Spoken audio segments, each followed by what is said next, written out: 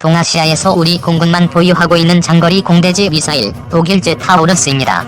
사거리가 500km 이상이어서 대전 상공에서 쏴도 북한 주요 지역에 도달할 수 있죠. 그래서 북한이 경계하는 무기이기도 합니다. 이 타우러스를 공동으로 발전시켜보자고 독일에서 제안했는데 잘만 하면 한국형 전투기 KF-X 사업에도 도움이 될 것 같습니다.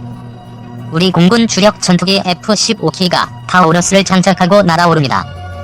서해 상공에서 발사된 타우러스. 바다 위를 낮게 날아가 무인도 정상의 표적 중앙을 뚫고 들어갑니다. 500km 이상 날아서 강화 콘크리트 바닥도 관통해 폭발하는 타우러스 미사일은 동아시아에서 우리 공군만 보유하고 있는 초중밀 장거리 공대지 미사일입니다. 독일 타우러스4는 사거리를 600km 이상으로 늘리면서도 무게는 오히려 줄인 타우러스 350K 개발에 착수했는데 한국과 공동 개발을 추진하고 있습니다.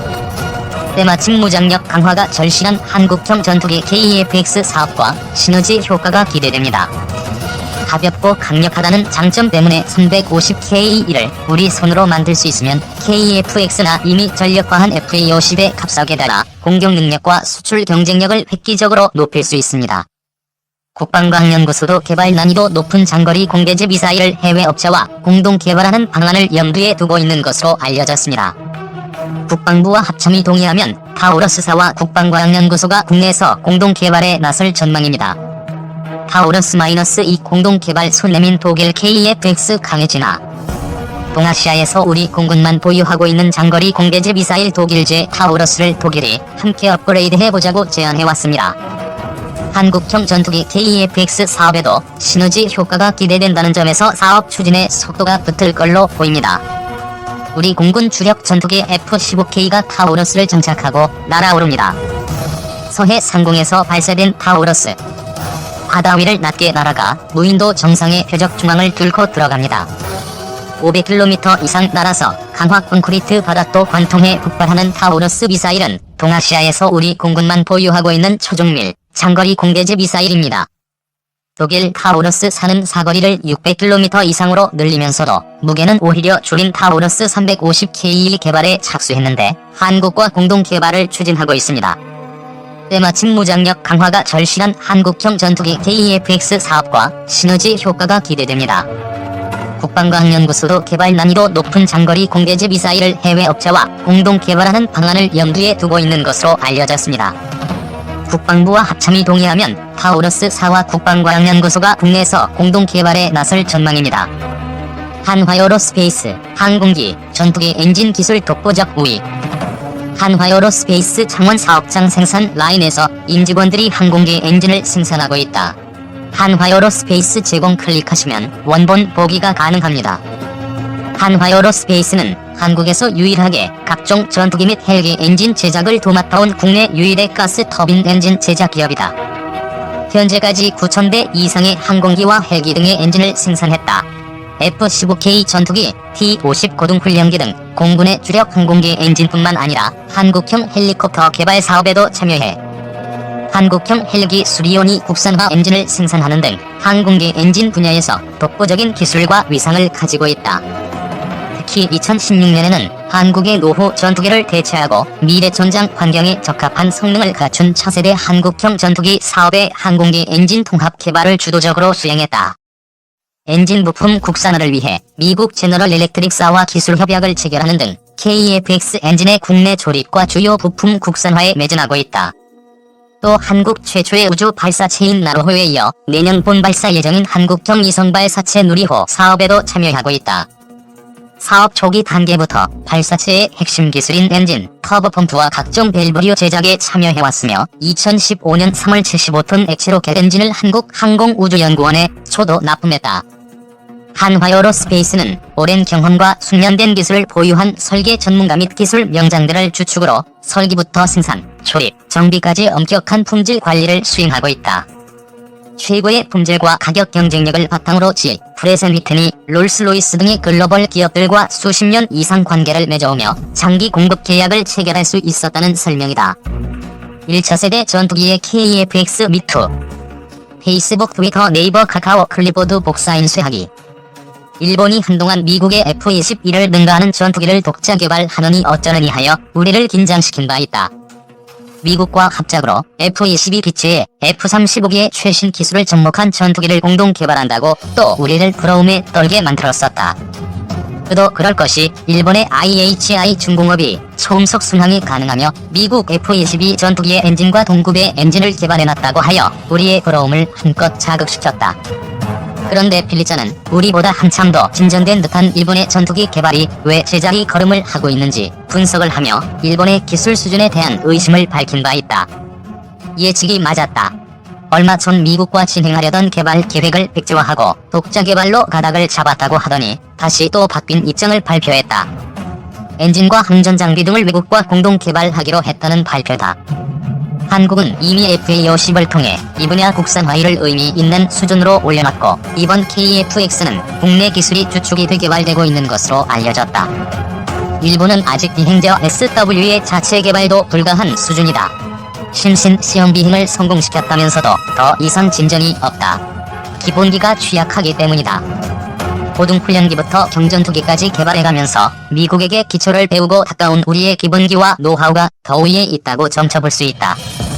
결국 한국의 KF-X의 시제기 제작 완료가 코앞에 다가오고 예상보다 훨씬 뛰어난 전투기가 될 것이라는 국내외의 분석들이 쏟아지면서 일본이 현실을 직시하게 되고 다급해진 것으로 보여진다. 체면이고 자존심이고 다 팽개치고 KF-X 따라하기를 선택한 것이다. 지금 KF-X는 자력으로 5세대 수준의 전투기를 만들 수 있는 극소수의 국가 그룹에 마지막으로 합류하는 국가로 한국의 이름을 올리는 결과물이 될 것이라는 게 세계적 견해다. KF-X가 성공하면 자국산 전투기로 영공을 지키는 나라는 미국, 러시아, 프랑스, 중국, 스웨덴, 한국뿐이다. 지금 분위기로는 러시아는 동급, 중국은 넘는 수준으로 뛰어오를 가능성이 크다. 유로파이터를 공동으로 만드는 영국, 독일 등의 국가가 있지만 뛰어난 기체임에도 불구하고 악명 높은 가격과 유지비, 극저의 운용률, 제공기 역할밖에 못하는 제한된 용도 등으로 사실상 실패작으로 평가돼 당사국들조차 구입을 안하고 기존에 보유한 기체마저 중고로 내놓거나 조기 퇴역을 시키고 있다. 4개국 공동 개발이라 각국이 맘대로 만들어 수출도 못한다.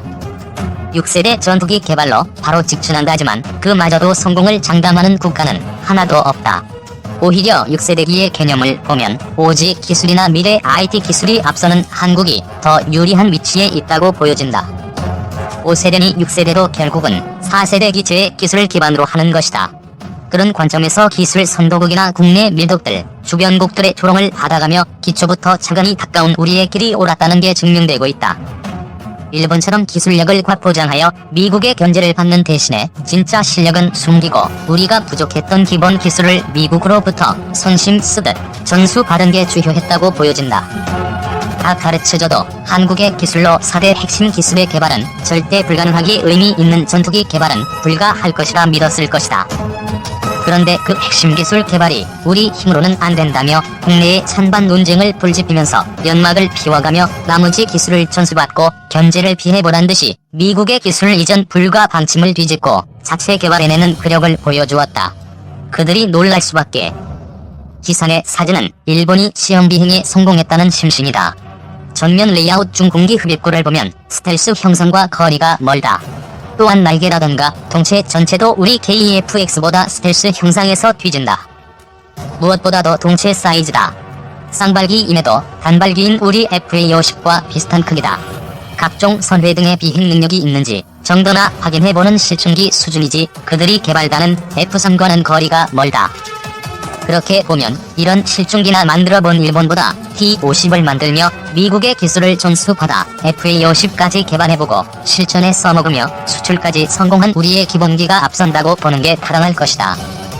백세가 황새 조작하려다 가랑이 찢어진다는 말은 일본을 두고 하는 말이다. 전투기의 눈부터 괴물 미사일 개발까지 ADD 격려한 문 대통령. 문재인 대통령이 지난 23일 올해로 창설 50주년을 맞는 국방과학연구소 대전본부를 찾아 국방과학기술의 성과를 취하했다. 이 가운데는 미국이 기술 이전을 거부했지만 자체 개발에 성공한 다기능 이상 배열 레이더와 사거리와 함께 탄도 중량을 세계 최대 수준으로 늘린 신형 탄도미사일 현무-4가 포함돼 있었다. A4 레이더는 천여 개의 표적을 동시에 추적, 탐지하는 한국형 전투기 사업의 핵심 장비로 전투기의 눈으로 불린다. 문 대통령이 비공개 시찰한 것으로 보이는 현무-4는 사거리 800km의 탄도 중량을 2톤으로 늘려 괴물 미사일이라는 별칭을 갖고 있다. 문 대통령은 이날 약 3년 만에 ADD를 방문한 자리에서 우리 차세대 전투기 사업의 핵심 장비이면서 난이도가 매우 높은 에이사 레이더 개발을 우리 기술로 기어코 성공시켜낸 것에 큰 자부심을 느끼며 특별한 축하를 보낸다고 밝혔다. 지난 2015년 미국이 에이사 레이더 등 핵심 항목에 대한 수출 승인을 거부했지만 이에 굴하지 않고 자체 기술력을 갖추게 된 것에 대해 남다른 의미를 부여한 것이다. 강민석 청와대 대변인은 미국의 수출 승인 불허 사실이 뒤늦게 밝혀져서 방사청 등이 당시 상당히 비판받았다. 무엇보다 한국형 전투기 개발 사업에 차질이 우려됐다면서 하지만 여러가지 어려움 끝에 참여 연구원들의 열정과 노력, 관련 기관 및 업체들의 적극적인 협조로 국내 기술로는 개발이 불가능할 것이라는 평가가 우세했던 에이사 레이더의 개발이 사실상 완성 단계라고 말했다. 에이사 레이더의 출고식은 다음 달 중 열릴 계획이다. 문 대통령이 특히 에이사 레이더의 개발 성공에 관심을 기울인 것은 미국의 기술 이전 거부 당시 국회에서 국방위원으로 활동했기 때문이다. 강 대변인은 이런 사정을 잘 알고 있어서 불가능을 가능케 만든 것에 더 의미를 느끼고 있다고 설명했다. 문 대통령은 ADD 연구원과의 간담회에서 우리 기술로 개발할 수밖에 없었는데 그것이 너무나 어려운 기술이기 때문에 과연 성공할 수 있을까? 아마 그 때문에 우리 차세대 항공기 전투기 사업도 상당 기간 표류할 것 같아 이런 우려들을 많이 했는데 우리 국방과학연구소가 보란듯이 에이사 레이더를 포함해 4대 핵심 기술 모두를 성공적으로 지금 개발해내고 있다며 덕분에 우리 차세대 한국형 전투기 사업도 보다 탄력을 받게 됐고 그런 성과에 대해서 정말 감사를 드리고 또 축하를 드리고 싶다고 거듭 언급했다. 아울러 문 대통령은 세계 최고 수준의 탄도 중량을 갖춘 탄도미사일을 성공한 것에 대해 축하 말씀을 드린다며 현무-4의 성공적 개발을 우회적으로 축하했다. 북한의 도발을 우려해 직접적인 언급은 삼가한 것으로 풀이된다. 현무-4는 문 대통령이 지난 2017년 9월 도널드 트럼프 미국 대통령과의 정상회담에서 탄도미사일 탑재 중량 제한을 해제하며 개발이 가능해진 전략 무기다. 40분가량 현무-4를 시찰한 문 대통령은 세계 최고 수준의 정확도와 강력한 파괴력을 갖춘 최첨단 전략 무기들을 보니 참으로 든든하다며 국민들께 다 보여드릴 수 없지만 우리는 어떠한 안보 위협도 막아내고 억제할 수 있는 충분한 국방 능력을 갖추고 있다는 것을 자신 있게 말씀드릴 수 있다.